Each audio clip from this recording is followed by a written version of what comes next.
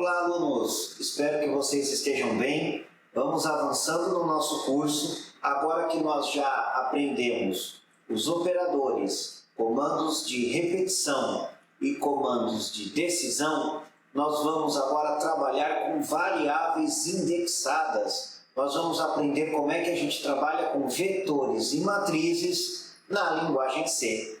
Vamos para a aula!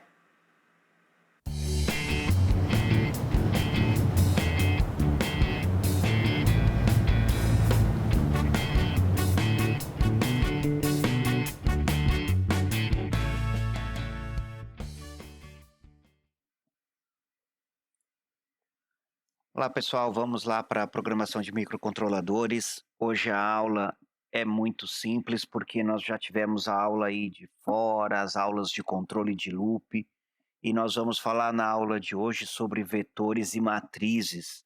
Tá? Basicamente, falar sobre vetores e matrizes é nada mais do que uma aplicação do comando for que vocês viram anteriormente. Então o vetor e a matriz, eles são dois itens que são os mesmos tipos de variáveis.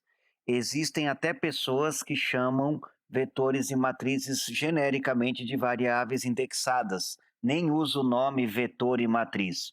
Então a gente pode dar o nome que quiser, mas basicamente é uma variável aonde eu indexo ela por números. Então se eu indexar os números em uma única linha, eu vou chamar de vetor. Se eu indexar em linha e coluna, eu vou chamar de matriz. Se eu indexar em linha, coluna e altura, eu vou chamar de cubo. Se eu indexar em linha, coluna, matriz e tempo, aí eu posso chamar isso de quadridimensional. E aí, acima de 5 dimensões, a gente nem dá nome. Então, a linguagem C, ela permite todos esses tipos de variáveis. E são basicamente variáveis indexadas. A gente usa o nome vetor só para facilitar um pouco a hora de comunicar, mas não tem nada a ver com o vetor da física, ok, pessoal? Então eu tenho aqui dois exemplos. O int dado 10. O que significa isso? Que eu tenho uma variável que chama dados e ela tem 10 posições. Aí eu tenho uma variável char nome 30. O que significa isso? Que eu tenho uma variável nome e ela tem 30 posições de dados tipo char. Então, nada mais é do que a variável que a gente está acostumado a lidar, porém, ela é indexada com um número. Como é que a gente acessa essas variáveis indexadas? Por comandos de repetição, que nem nós vimos nas aulas anteriores, com o comando for, com o comando do, com o comando do while. Isso aí é responsabilidade do programador acessar os elementos da maneira correta.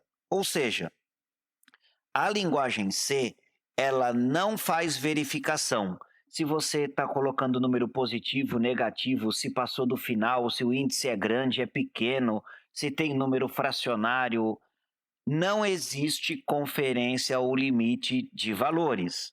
Então a linguagem C dá apenas a variável para você e você que precisa cuidar de todos os cuidados de limites para acessar essas variáveis. Então eu vou olhar aqui um exemplo, tá? É mais fácil a gente entender com o exemplo mesmo, né? Então eu tenho aqui uma variável ST de 40 posições. 40 posições do quê? De caracteres, né? Variáveis de 8 bits. E eu quero usar uma parte dessas posições para guardar a palavra hello. Só que a palavra hello, ela tem 1, 2, 3, 4, 5 letras. E a minha variável tem 40 letras. Pessoal, vai sobrar espaço. E esse espaço não está inicializado, ele tem algum lixo lá dentro, tem dado inválido. E é você, programador, que tem que saber se sobrou espaço, se está faltando espaço, se a variável tem 40 ou 41, se começa no 0, se começa no 1. A linguagem C não faz nenhum tipo de checagem. Como é que eu vou fazer a checagem, então, para poder ler essas palavras, né? Ler essas letras? Como é que eu faço? Aí a linguagem C tem comandos que permite você verificar o tamanho dos dados que você tem aí dentro. Se for número, é um comando, se for letra, outro comando. São comandos comuns da linguagem C que nós já vimos. Então, eu estou usando aqui, dentro do meu loop for, o comando strlen, que vai verificar o tamanho da string que eu tenho do meu vetor de caracteres. Se eu estiver armazenando dados binários, eu tenho que usar outro comando. Se eu acessar dado depois do hello, né, acessar dado 5, 6, 7, pode dar erro no meu programa. Se eu acessar dados maior de 40, pode dar erro no meu programa. E a linguagem C não verifica nada. Você que tem que verificar essas coisas, ok? Matriz não é nada mais do que o mesmo tipo de dado indexado, só que eu coloco dois índices, né? E aí, para facilitar o ser humano, eu coloco linha e coluna. Vocês já estão imaginando, né? Que se eu coloco linha, coluna, eu posso colocar linha, coluna e altura. Fica dado com 3 índices. Agora, pode ser 4, 5, 6, pode ser vários tipos de índices, ok? E a linguagem C, como eu estou sempre enfatizando, ela não inicializa a matriz. Se você quiser inicializar, isso é manual. Se você quiser ver o tamanho da matriz, isso é manual. Se você quiser verificar se o dado é válido, isso é manual.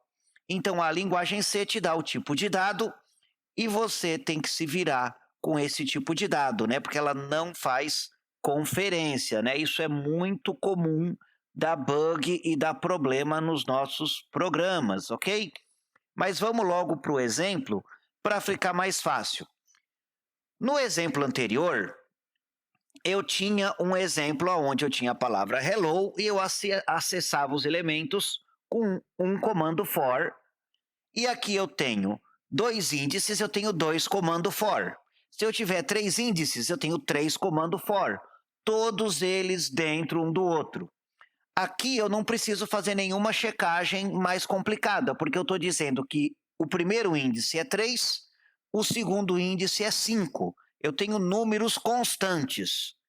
Então, o meu primeiro for vai trabalhar até 3 e o meu segundo for vai trabalhar até 5. Então, esse exemplo é mais fácil que o anterior, porque o anterior eu estava armazenando uma palavra, ficava sobrando posições, tinha posição não inicializada, era mais complicado. Esse aqui não, tá? Eu tenho uma variável aluno que já está definida com valores constantes. Então, o primeiro for da letra I vai andar no índice 3. O segundo for da letra J vai andar no índice 5.